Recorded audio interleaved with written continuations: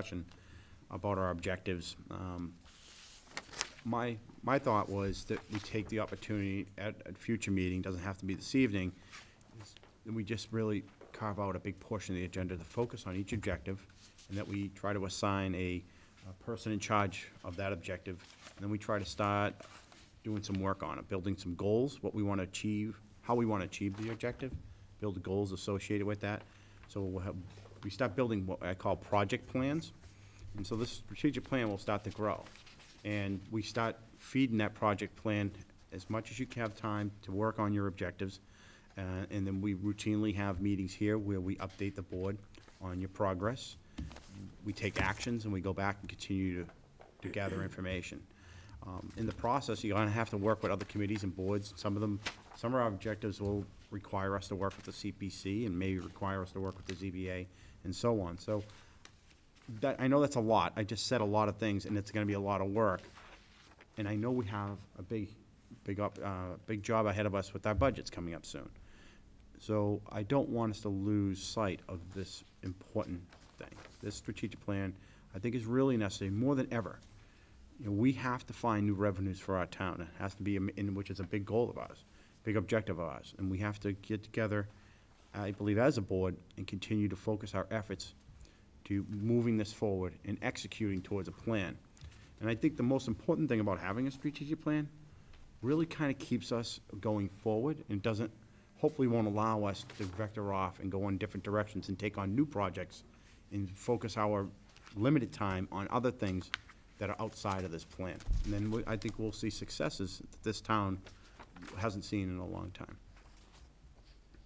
What I would recommend is, because I think, you know, our twice-a-month meetings generally have a fair amount of agenda items. Okay. That we do one of two things. We schedule a separate working meeting like we've done in the past, where we concentrate on one thing. Or if we look into a future meeting as being fairly light, we just plan on only short of maybe, you know, minutes and those couple of things at the beginning. We take care of those and then spend the rest of the evening on formulating a plan. My vision of this is that we've highlighted some of our priorities, and then maybe what we should do is each one of us take on one of those priorities, or maybe it's two in some cases, and start to see what's needed to move it forward. That way, you know, it essentially could be forming a subcommittee of outside help or other committees in town, depending on what the task is, to move things forward. We've already started the wastewater project, which was right on the top of the list, but there are a number of others that were important. The only thing that might cause us to push this off a little bit would be an outcome on November 2nd that puts us into crisis mode. So what I'd suggest is this. We have a meeting scheduled for November 1st, and then our next meeting would be the 15th of November. Why don't we plan on having that discussion on the 15th, and if in fact the election results are such that we have to take some immediate action, you know, if things go a certain way, we'll change things around and still try to squeeze it in. So you're saying do the executive summary November 1st, and then do the discussion on the strategic planning for setting project plans on the 15th? We can certainly discuss the strategic plan, the summary on the first. We should have those numbers corrected by then. We can make the document public at that time. And just let me state for the people at home, when we talk about an executive summary, this is what I'm talking about. It's just a 7-page document that just goes through what we've been through as a town over the last 10 years. It looks at our revenues, it looks at our expenses, and just try to look at some trend data to help us as a board make decisions on going forward. Things like wastewater, why we need to do it. Is it a really worthy investment of our town? And there's many more objectives that we have selected that I believe executive summary like this helps justify why we're taking those steps. And once this is approved by the board, I'd like to get it as much, distributed around town as much as possible for every resident to have an opportunity to read it and to understand what we're gonna be going through over the next several years. Okay, thank you, Mike. Any comments, Jeff? Yes. It's my hope that we're able, when we implement the strategic plan, that it will keep us focused going forward. I think that if we look at past boards, we find that so many things come before us that we get distracted. Can't help it, but we get distracted, and it's hard for us to move forward. And I think wastewater was one of those in the past 8 years. So I hope it keeps us focused. I do have two questions, and if you don't think this is the right time to ask them, then I'll save it for another time. Ask the question. Okay. and we'll All let right. you know. On the health insurance, we have 20% annual increases. That does seem a little high. We were actually seeing 18% increases for a number of years, Jeff. Right. So we just rounded up to 20 Well, I'm looking at I can- page 5. I can answer that. If you take a look at where we were in 2000, I think it was at $1.4 million that we spent in health insurance, and then this present year, we're spending approximately $5 million. That's over 200% increase over a 10-year time period. What's factored in there, the one caveat is, not only was it increase in the plan itself, but additional members joining the right, plan it's the too. additional enrollment. But the total cost has gone up over 200% during It's that important time for people frame. to understand that, because I think that, normally you see 18%, 13%, 1 year 3.5%, you get these, such a broad spectrum of numbers, and then you see 20%, and that hasn't been seen before, but I think your No, explanation. Sean, there's been, especially as times have got tougher, the town's health insurance program for, couples may have ended up being more lucrative. It may be that a spouse got laid off, and then they picked up the town insurance. It's important for people to Right, understand. but no matter which way you cut it, still the total premium cost has gone up over 200% But in a 10-year time Jeff, period. that's the value of having that executive summary. Mhm. You gotta learn from the numbers. The numbers have to tell the story. We Right. have to peel them back. Matter of fact, there's probably numbers in there, I don't have 100% understanding why they are what they are. We have some work to do. Right. When we put Sean and I work to put this together for you to, we may not have all the answers of what the data's telling us. We have to take the actions to go and get that. And Greg and his staff have been an amazing help, and I can't thank them enough for all the efforts they put into the document. And there may be some numbers that, as we'll look Yeah. at them, It may that we change. may It will find that, change. we overlook something, or we're trying to read into the nitty-gritty of the number Right. when we should be looking at the bigger picture, so. I say it right in the first paragraph, every 6 months, we're probably gonna have to Right. bring this up again and make adjustments to it, and it's a living document. As an example of that, based upon our meeting with the financial planning team this morning, what was pointed out to us is that how they today have to calculate per pupil expenditures. It factors in a number of different items now that it may not have 10 years Okay. ago. So where we may have been at, according to documentation within town hall, with the school department, where we may have been at $5,000 per pupil back in 2000, and now we're just slightly over $9,000.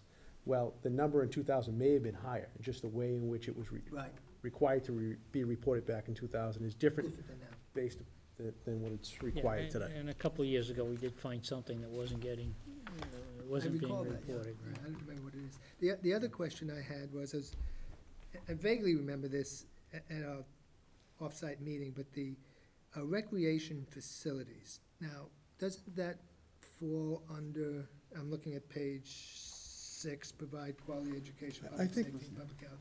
Doesn't that fall under the recreation budget versus ours? I would suggest that's probably something that you may want to forward a comment to Michael or me Yeah, outside of this meeting, Yeah. or delay that discussion until we go through the Yeah. entire executive summary, because Well, those are I- the only two questions I had. I just think that if we're not going to deal with the whole entire executive summary tonight, Right. picking out pieces of it may give the wrong impression to the general Well, public that's out okay, there. I'll explain why I did that. I think one of the concerns that I have is if we keep feeding information back and forth by email, then that might not be appropriate. My view is that if we have something like this, that this is something that needs to be talked. All right, then we'll talk That's about my it at next concern. meeting. Yeah, that's what I'm Talk about concerned it about. next meeting. Do you But in un- do terms, if understand you what I'm have a saying? question, right, of what is put together in the draft, I see no reason why you can't contact one of the two members that worked on it and ask the question. It's not a debate, it's just a general question regarding information that's in that proposed draft executive summary. That's what I Fact carry. finding, right. And the Categorize. telephone works better. And just to follow up on one of Jeff's comments in relation to the health insurance, there's no doubt that it's increased, over 200%. But, we've seen an addition of, net difference of 189 new employees. I just caution, I know what you're getting at, Mr. Wood, but I'm gonna caution you on that right now. Yeah, the- Once the again, it employee was number briefly, is one of the things that's not right. yeah, when the The school committee, employee number is not right. with the information they relate to us today, they think that number is somewhat higher than what their actual numbers are, and they have reasons for that. So that's why they've asked us to delay discussing this whole entire plan. Okay, but until- nonetheless, I think in our explanation of the substantial increase, that it needs to be broken. My guess is that the annualized average increase in premiums is probably closer to 12%, rather than, per year, on average, rather than what we're talking about here, in excess of 20% annualized per year. And I think it just needs to be clarified in that where we've added more people, and as the chairman pointed out, we've had more members of the workforce who were not on the plan come on the plan because of other circumstances in their families. Can I just add a comment right here? And I appreciate that, and I think Michael does too, but I do point out that Michael has spent an inordinate amount of time in gathering this information, putting this document together with the assistance of staff at Town Hall here. And I know Michael has shared this document with every member of this board and asked for comments on it. I wished if members had comments of it, they would have sent those comments to Michael before this evening or to me before this evening. I think everyone had ample opportunity to review this document. It's probably in its 12th version as we sit here tonight. I think it's a little unfair at this point.